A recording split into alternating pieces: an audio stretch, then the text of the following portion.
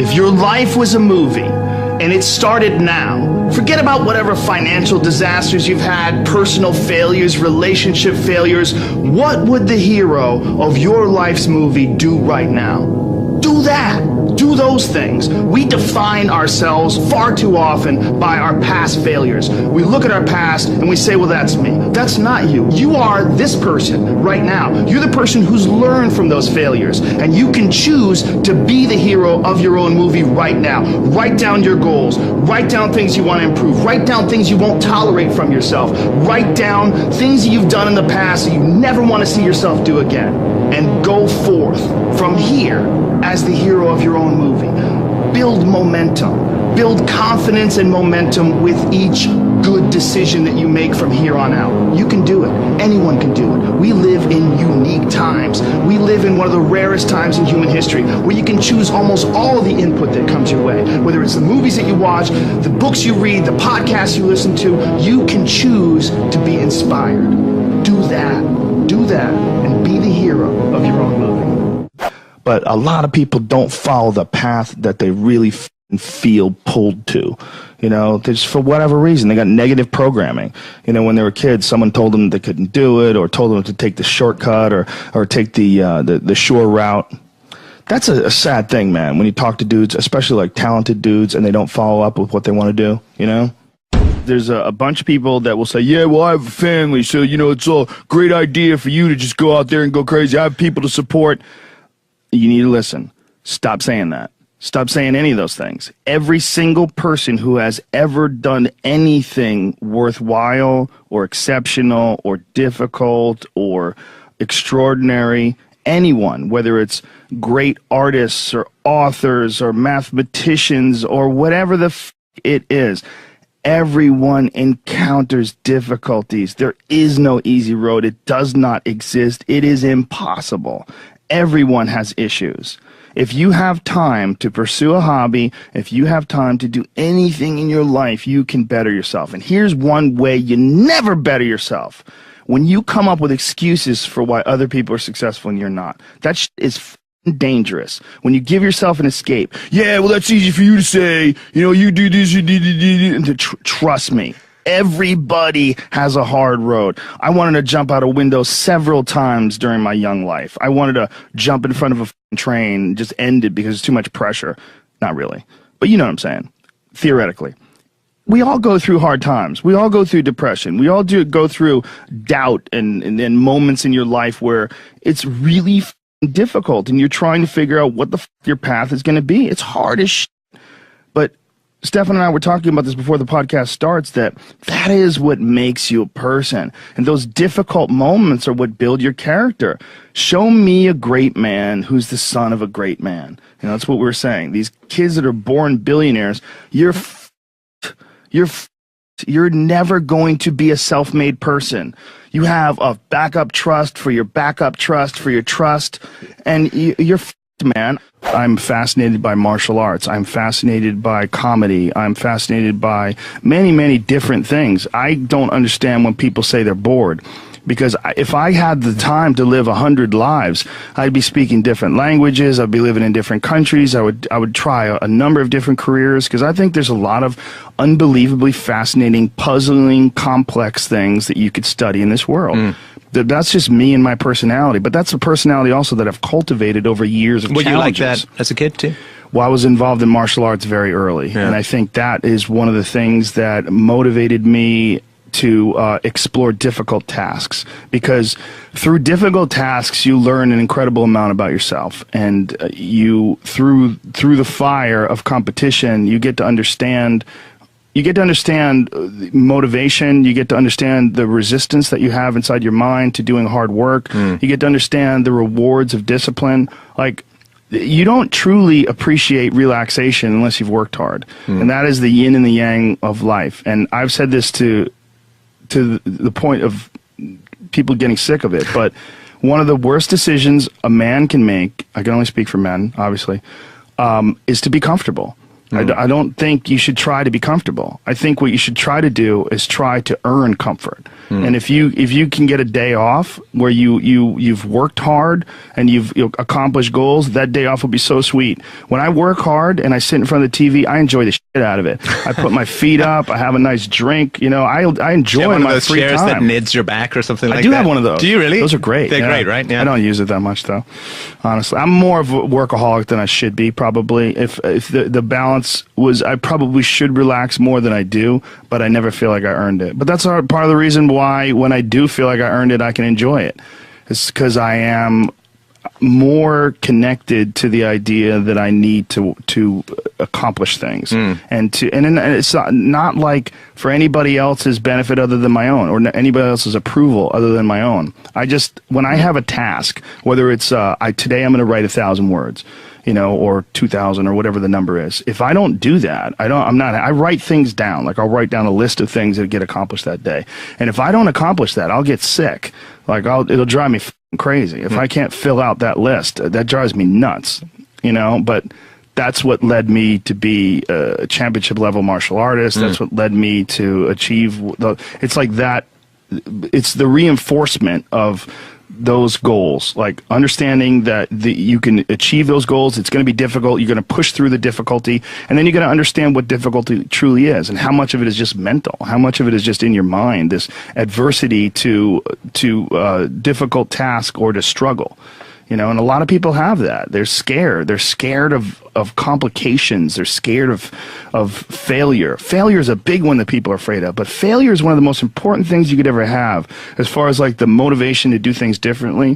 One of the reasons why I think that I'm good at friendships and relationships is because I've failed at them in the past. One of the things that I'm good at comedy is because I've bombed on stage.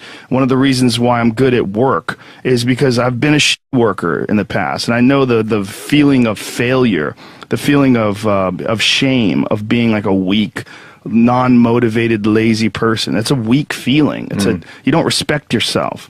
You know, and I have this phrase that I use all the time to people to try to motivate people. I say that be the hero in your own movie. Pretend that if your life was a movie and your life started now, what would the hero do? What would the person that you respect do? What would the person that you admire, the person that inspires you, what would they do? Well, do that and if you do that, you slowly build momentum.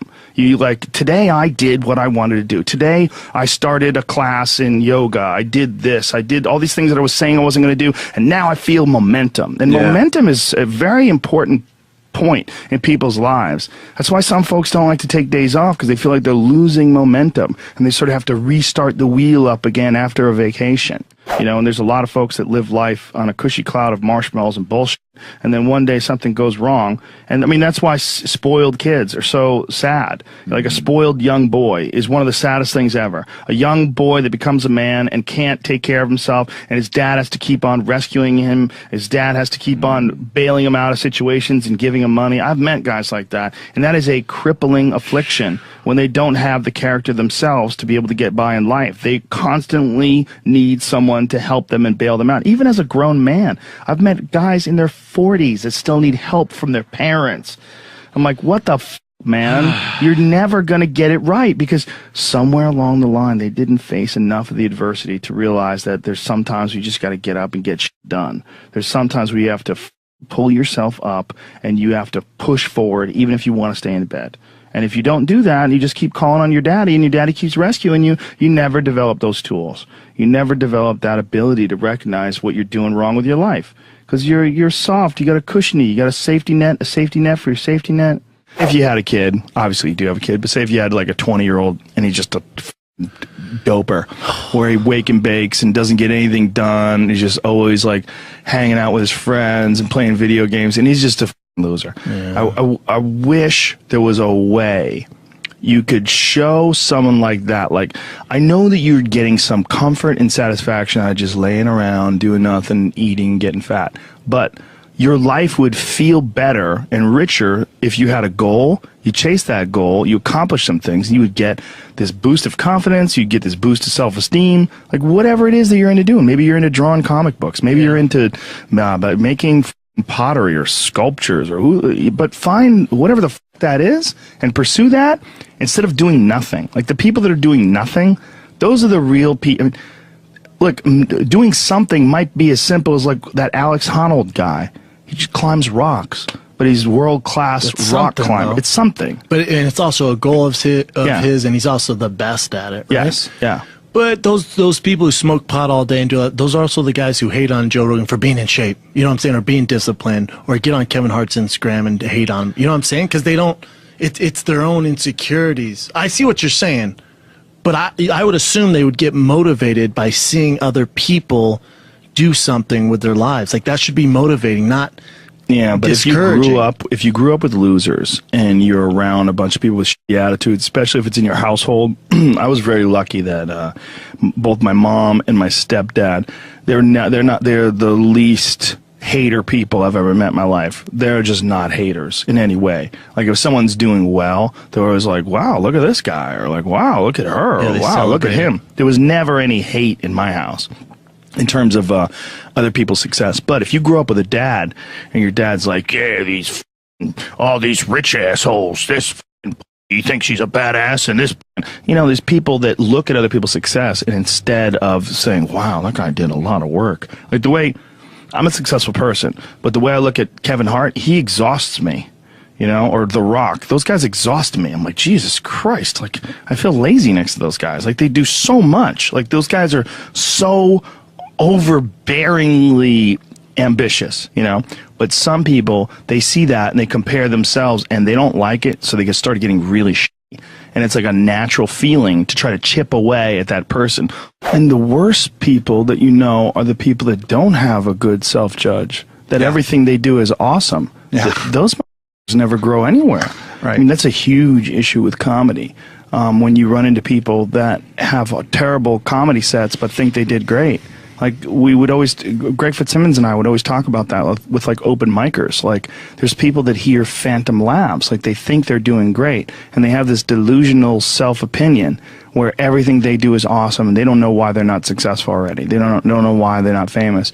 And those people, I believe, I mean, in some sort of a weird narcissistic way, you could look at it this way, that those people are there to teach you. This is the consequences of not feeling that awful feeling when you fail. I was talking to Burr a couple weeks ago. He did a set at the Comedy Store, and I saw part of it. It was he was killing. And then I ran into him in the hallway, and I go, "Oh man, main room show was great, right?" And he goes, "Yeah, I f***ed up at the end though. I tried to hang in there too long, and the last bit bombed."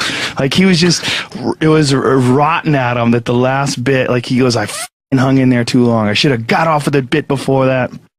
Yeah. You know, like, but you know, when I was in there, he was f***ing killing. Yeah. You know, but that wasn't in his mind.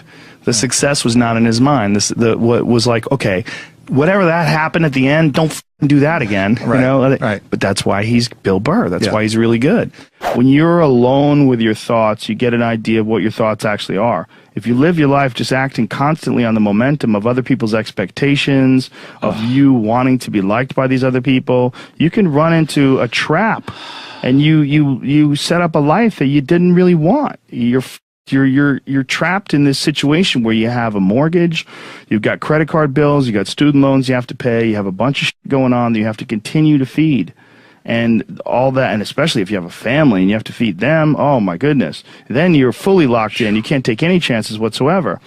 And oftentimes people make the mistake of getting stuck. And it is just a tactical mistake, just like it would be a mistake if you got stuck on a video game. Just like it would be a mistake if you followed a map incorrectly and you get stuck in the woods. Your life is certainly some sort of a journey. It's certainly some sort of a journey. And we have to all be aware that when we're making journeys, we're not going to always make the right steps. And sometimes you have to back up and try again. And if you're in a position where you can't back up and try again, you've trapped yourself. And the system will set out honeypots for people to get trapped in. The system will set out the ideas of retirement, the ideas of the golden years, providing you benefits, providing you a healthy work environment. Why? Well, because they want people to work for them. They don't want people to realize their own dreams and escape. And that's a pain in the ass. So you got to hire more people and train them. And they want to set it up so that you stick around. You stick around in some sort of an unsatisfying world. It's up to you to see that video game problem, to see that issue as it comes up on the map. And no, I think this is a right turn. To see all the problems that could potentially lay in front of you and calculate your future. And then also look around at all the people that didn't do it and look at the misery that they're in and learn that you don't want to be like them. And then look at the people that have kind of taken chances and navigated their way. What did they do differently than you? What objectivity do they have that maybe you lack? What insight into their own mistakes are they willing to delve into that you're not, that you step back and you go, you know, I just don't want to look at myself that closely. But the person who's able to look at themselves the closest is going to get the more rational results. One of the things that's causing this funk that people are in is that we're living our lives, many of us at least, in these very unfulfilling ways, where you're going to this office with artificial light and you're doing something you don't want to do all day long, and then you get home and you're tired. And on top of that, you're eating shit. You're eating potato chips and you're drinking soda, and your body is just like, what in the f is this? We're supposed to be out in the fields. We're supposed to be walking up hills. We're supposed to be looking for animals or gathering vegetables. We're supposed to be doing all these things that our body's designed to do. We're supposed to be in nature. Yeah. And nature is like a medicine. Like, it literally is a medicine to you. Like, people that go, you don't have to go hunting, you don't have to go fishing, just go hike, man. Just go hike up to the top of a mountain and look out. You know, there's a reward that you get from that is intensely, like, soul-filling. Mm-hmm. There's, like, something about, like, when I was in Colorado, and there was this this area of Boulder where you drive up one of these roads, and there was this area where you could park, and it was this incredible view, man. And these people just park and just go out there and just look. But you get there and you park and you go, because you would see, you're literally seeing the Continental Divide. These snow-capped mountains in July. Yeah. In July, it's covered with snow because those mountains don't give a perspective. One thing that we're an animal, but we're also the next stage of animals where we're aware of who we are and we contemplate our existence. And when you contemplate your existence and you're an intelligent life form, you should always be seeking to improve. If you're always seeking to improve, the thing that you look at is like, what has brought me the most positive result?